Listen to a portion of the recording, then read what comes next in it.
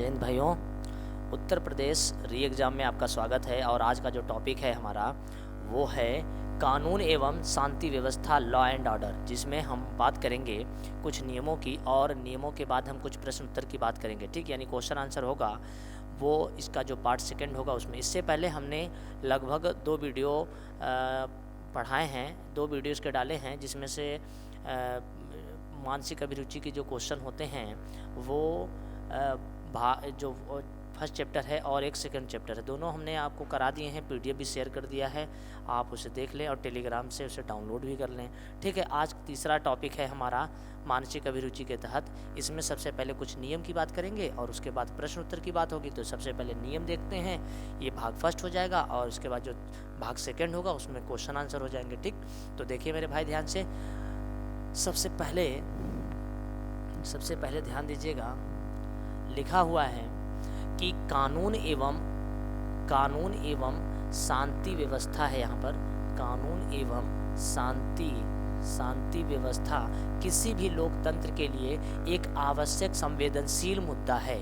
इसका मतलब आप समझ गए कि किसी भी लोकतंत्र में, कोई भी लोकतंत्र है जहाँ पर जनता द्वारा, जनता का जो शासन होता है, वो जो शासन है उस शासन को अगर सही सुचारू रूप से चलाना है तो वहाँ पर मेरे भाई कानून और शांति व्यवस्था दोनों होनी चाहिए। ठीक है, कानून और शांति व्यवस्था अगर सही ढंग से चल रही है तो वहाँ पर लोकतंत्र सही चलेगा। ठीक, तो पहला पॉइंट हो गया है, पहला पॉइंट इंपॉर्टेंट है। दूसरा देखिए ध्यान से, दूसरा क्या लिखा हुआ है?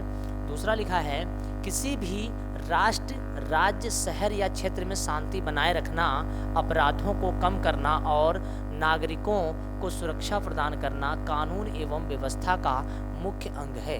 कानून एवं व्यवस्था का मुख्य अंग क्या है यहाँ पर?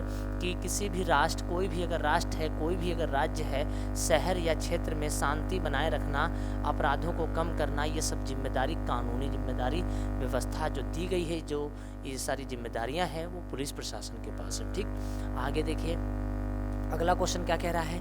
वर्तमान वैश्विक अर्थव्यवस्था वाले विश्व के वही देश बड़ी तेजी से आर्थिक प्रगति कर रहे हैं जहां पर कानून और शांति व्यवस्था सही ढंग से संचालित की जा रही है। इसका मतलब ये हुआ कि जिन देश में, जो ऐसे देश जो आज आर्थिक दृष्टि से सबसे आगे बढ़ रहे हैं, वो कहीं ना कहीं वहाँ पर कानून व्यवस्था जो है वो सही ढंग से, सुचारू रूप से संचालित की जा रही है। इसका मतलब कि आप यह समझ लीजिए, जिस राज्य में, जिस राज्य में या जिस देश में कानून सही ढंग से संचालित किया जाता है, वहाँ के नागरिक दिन प्रतिदिन आगे बढ़ते रहते हैं। ठीक, अगला पॉइंट क्या लिखा है?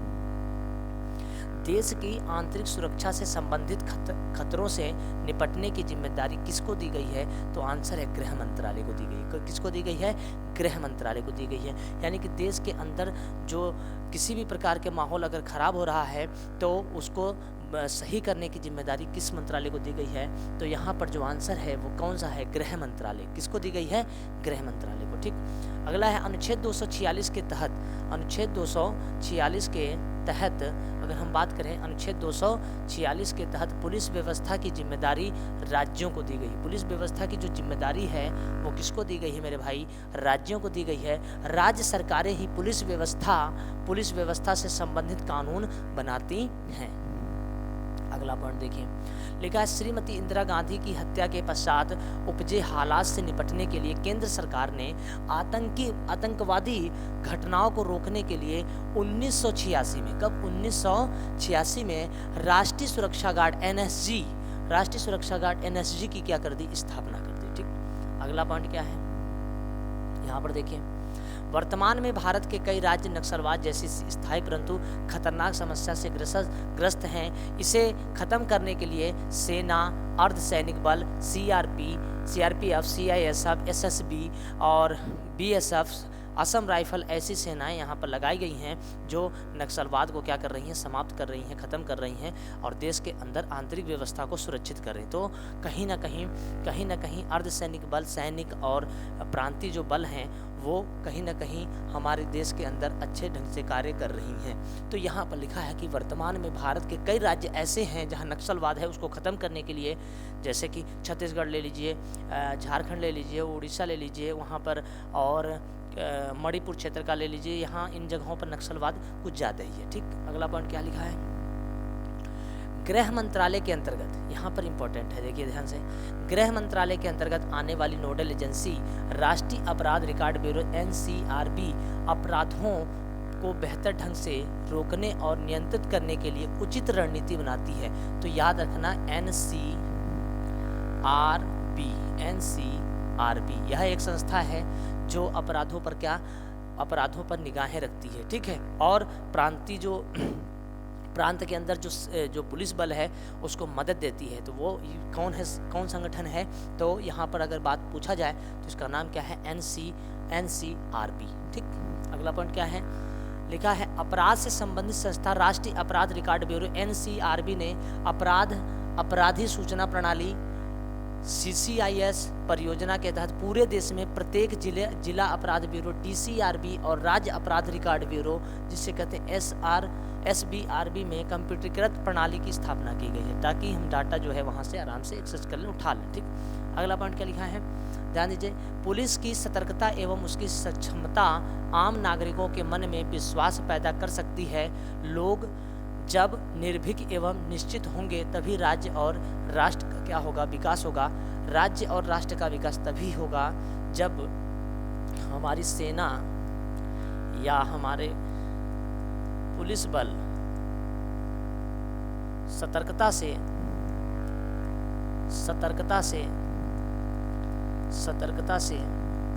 काम करें, तभी हम लोग अपने राष्ट्र और अपने राष्ट्र का क्या कर पाएंगे, विकास कर पाएंगे। तो राज्य और राष्ट्र के विकास में कहीं ना कहीं बल का योगदान बहुत है, यानी सेना ना हो, पुलिस बल ना हो तो हमारा राष्ट्र और राज्य आगे नहीं बढ़ेगा।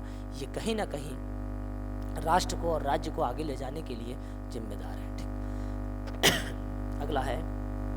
अगला नियम है, कानून व्यवस्था को बेहतर बनाने के लिए जेलों, यहाँ पर इंपॉर्टेंट है, जेलों में बंद कैदियों की गतिविधियों पर कड़ी नज़र रखें। कैदियों की संदिग्ध गतिविधियों पर भी कड़ी नज़र रखते हुए कैदियों की संदिग्ध गतिविधियों से लिप्त कर्मियों एवं कर्मचारियों को चिन्हित करके दंड दिया जाए। यह अपराध को रोकने का एक अच्छा तरीका हो सकता है। ठीक, तो ये जो क्वेश्चन है यहाँ पर, ये जो नियम है लास्ट का, और इन नियमों के बाद अगर हम बात करते हैं तो एक बेसिक ज्ञान इससे डेवलप होगा केवल कि हम इस टॉपिक के बारे में थोड़ा सा जान जाएंगे। जैसे बात करते हैं कानून एवं शांति व्यवस्था, तो थोड़ा सा हमारे दिमाग में केवल यह समझ विकसित हो जाएगा कि कानून एवं शांति व्यवस्था क्या है। उसके बाद इसके जो क्वेश्चन होंगे, जब आप क्वेश्चन करेंगे तभी जो है इस पे सब समझ पाएंगे कि हाँ, ये कानून एवं शांति व्यवस्था से संबंधित बातें पुलिस री एग्जाम में कैसे पूछेगा। ठीक, तो इसके क्वेश्चन हम कराएंगे।